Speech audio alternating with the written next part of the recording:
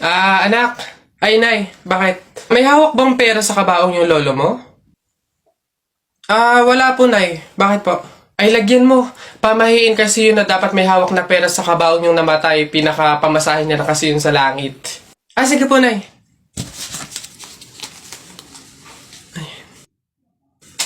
Ito po, lo. Pamasahin niyo sa langit. Ingat. Nasa langit na ako.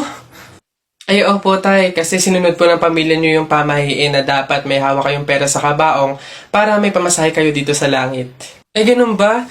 Naku, Teka, 1,000 yung binigay sa akin. Nasaan yung sukle? Ibigay niyo sa akin, ano to? Dayaan to, ha? Akin na. Ano na? Uy, pre, naiihina ako. Uy, gagi, pre, ako din. Tara sa McDo tayo maki-CR. Bawal dito public place, eh. Tara. Dito. Ayun, okay na. Uy, teka. May pwesto ba kayo dong lamesa? Wala po. Pagkain, umorder ba kayo? Ay, wala din po. Ayun, dali. Alam na namin yung mga ganyan nyo. Hindi naman kayo mga umorder, pero pupunta kayo dito para maki-CR lang. Tapos iiwan yung makalat, iiwan yung madumi, tapos kami yung mapupurwisyo. Hindi na pwede mga ganyan nyo. Kung gusto nyo maki-CR, 20 pesos, sa akin na bayad. Ay, ganun po ba? Sorry po. Ay, ito po, boss. Hindi nyo na kami mauuto. Yun sa'yo. Ha? Ay, ito po yung sa akin. Pasok. Teka, saan ka din pupunta? Sa CR, bakit?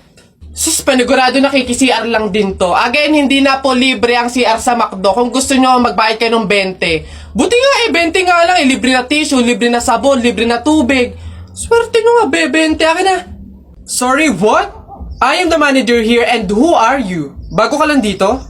Ay, sir, sorry, hindi ko po kasi alam. Patay. You're fired.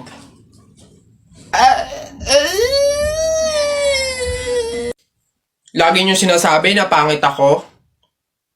Akala nyo ba hindi ko kayang patunayan na mali kayo, ha? Watch and learn. Hello po. Uy, Pogi! Anong hanap? Bangus, tilapia. Mura na to. Uy, grabe. Uy, Pogi! Bagong! Kakagaling naman Cebu. Bago lang to. Dali na. Uy, timbangin mo na yan. Biling ko na yan lahat.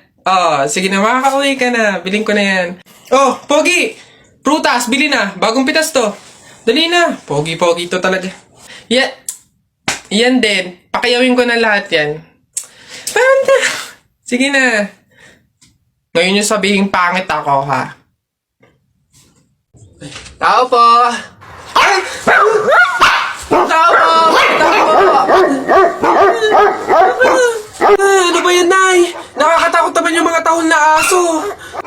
Oo nga, anak, Diyos ko. Alam mo ba, pamahiin yan? Kapag daw tumatahol yung aso sa gabi, may kapitbahay daw nung mamamatay. Diyos ko, sana naman si Marites. Puro na chismis yun, eh. Tao po! Diyan kayo!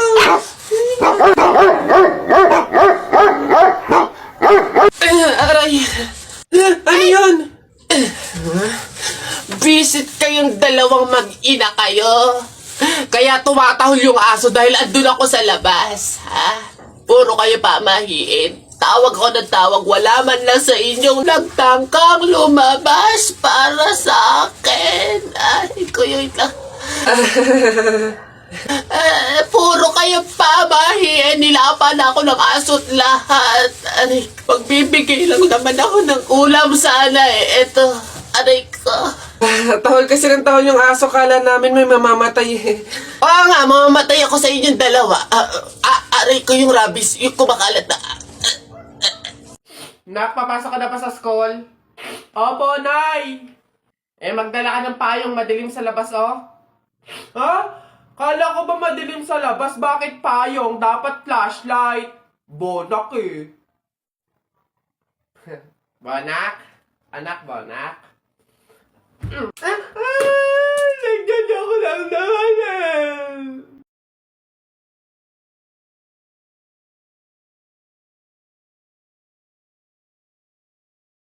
Saan? Uy, anak! Ano yung ginagawa mo? Bakit ka dyan kumakain sa dilim, ha? Alam mo, bawal yan, pamahiin yan. Hindi ka daw pwedeng kumain ng pagkain sa dilim. Mabubulag ka daw. Eh, paano naman na hindi ako magtatago dito sa dilim para kumain? Eh, yung mga kapitbahay natin, wala nang ginawa na, kundi humingi nila ng humingi. Oh, wala na nga rin tayo makain sa kakahingi nila, eh. Naku Mare, pasensya ka na. May dumating kasing biglang bisita sa amin. Nakakahiya't wala akong maipakain. Wala pa din naman yung mister ko. At saka hindi pa nun sahod. Baka naman meron ka dyan kahit anong pagkain na pwede maipamerienda. Sige na, nakakahiya naman kasi. Oo nga naman, Mare. Ako naman, naubusan na ako ng bigas. Nakakahiya namang ulit mangutang kina Ate Telay. Gawa nga ng 3 kabang bigas na yung utang ko doon. Baka naman meron kang maipahiram man lang dyan, miski 1 kilong bigas. Sige na. Tsaka nga pala, yung ipapaulam ko sa mga anak ko, itlog na nilaga lang. Nakakaawa naman yung mga bata. Baka naman pwedeng pakidagdagan, miski fried chicken. Dali na. Nako, Mare, pasensya ka na. Wala na rin kasi kaming nayakin yan. Ito Mare, baka pwede na to. Pasensya na ha. Paghatian nyo na lang. Yan. Salamat Mare. Naku, babawi naman kami next live. Sige, salamat.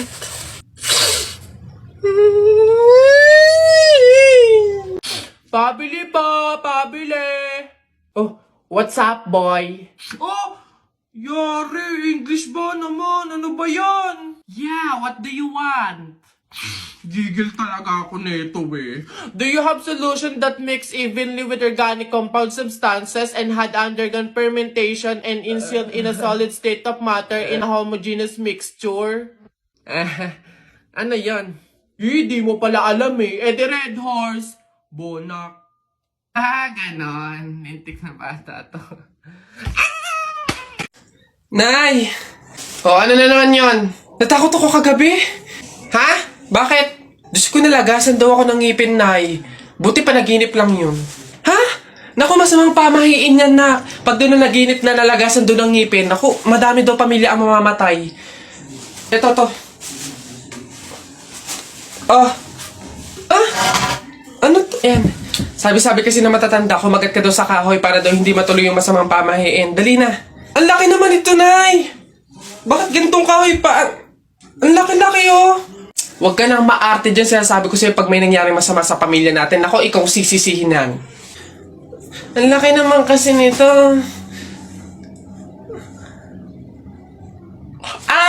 Mabuti nga yung sumunod ka sa pamahiin. Mas mabuti na yung siguradong walang mangyayari. Nay. Isa, budawa, mutaru-taruta, semplang, plakda, taimong sariwa. Yeah! Ang baho na naman ng kilikili mo. Ang baho na naman ng kilikili mo. Nangangamoy, amoy chooks to go. Yeah. Gusto mong dos, wag kang bastos. Bibigyan kitang dos, mamayang 2:00. B-I-N-G-O, nanay mo nagbibingo, binato ng 20 ko, kala na 5 piso. Bingo! Rap ka ng rap, kamukha mo sa erap. Beat ka ng beat, mukha kang rabbit. Alam mo, ang pogi-pogi mo, alam mo kung bakit? Pwet mong may racket. I-try ko daw tong Sting na may Burr brand.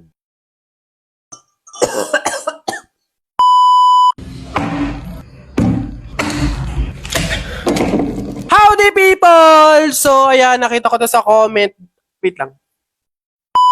Nakita ko to sa comment. Ayan, itry ko daw tong Sting na may Burr brand. Hindi ko alam kung prank ba to, kung nagloloko ba to, kung okay pa ba to yung pag-uutak nito. Pero yeah, try natin. Ngayon ko lang to narinig. Hindi ko alam kung anong lasa nito. Pero yeah. Meron tayong baso, Burr brand, yung ating gagamiting gatas. Tapos yung Sting, syempre. Also, yellow. Anong lasa nun? Try na natin! Hot water, pangtunaw nung ano natin, gatas. Again, hindi to brand collaboration or sponsor, pero bakere man! Next, yung Burr brand naman, or yung gatas natin gagamitin. Siyempre, haluin! Hindi ko talaga ma-imagine, di. Ngayon, iniisip ko ano magiging lasa niya, wala talaga, hindi ko siya ma-imagine. Sino nag-isip nito? Usap kami. Hoy, bakla, hinahamon. Tunahin na natin yung Sting. Alam niyo mga people, ito lang yung first time na iinom ako nito. Sting, Buchanan. Hindi ko alam kung kagano kadami. Kung lahat ba to or babawas lang ba ako. Comment down below. Wait ko.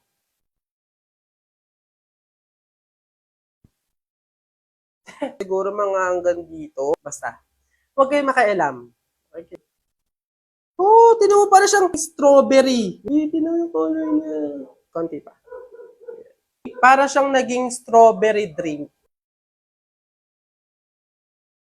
Para siyang lumapot, pero go with the flow. Bahala na kung ikamata.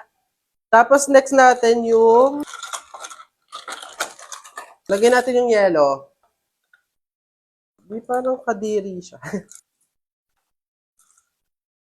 Naamoy ko siya, hindi ko bet yung amoy. Ha! Mukha siyang masarap tignan, pero pag inaamoy ko siya, hindi ko maintindihan, parang kanal. Dito na tayo sa sitwasyon na to, sa punto na to, hindi ko alam kung tama ako, pero ayan na yan. Moment of truth!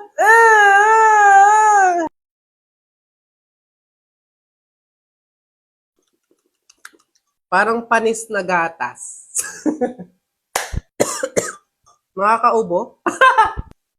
Tama ba ako? Inubo pa siya, Day. Tingnan mo. Pabaligtad ko na, baka laway conscious ka eh. Papakita mo sa video, malaman kung anong lasa. Pangit, parang panis, no?